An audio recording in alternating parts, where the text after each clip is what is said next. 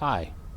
When it comes to changing culture, the usual evangelical strategy is to win the world one by one, hoping that a tipping point will be reached where our culture shifts to become what God designed it to be.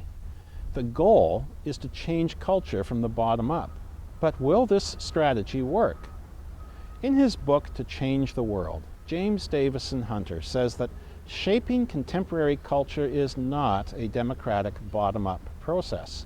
He gives the example of the tremendous impact the American Jewish community has had in its contributions to science, literature, art, music, and architecture, though it has never comprised more than 3.5% of the country's population. In contrast, evangelicals make up 25% of the American population, but they haven't been able to affect anywhere near as much cultural change. This tells us the tools of democracy won't make the changes we want to see.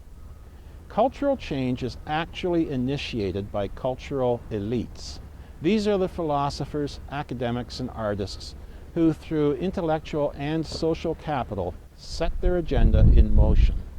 The output from the cultural elites is then disseminated through professors, advocates, and writers who interpret it and pass it to the opinion setters in society.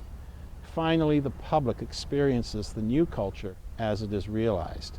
Theory becomes practice as we start living the new culture. The creative arts and literature communities jump in, producing their interpretations of the new culture. People then make choices for their lives, and as they promote their choices, culture is changed. Culture change can't be accomplished by any one person working alone.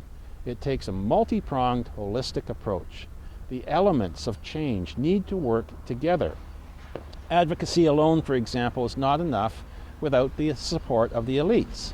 And Christians are noticeably absent from the ranks of the cultural elite in contemporary society, unlike in the days of William Wilberforce, who himself was among the cultural elite.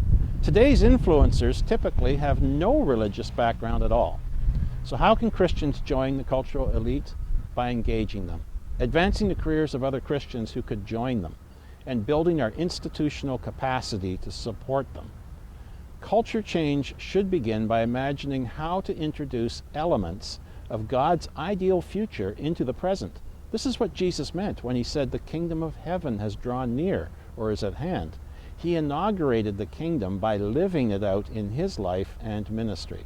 Visit this blog post for aspects of the future described in Revelation 21 that we can introduce now. Then pray and reflect on how you can be a contributor to change in our culture. God bless.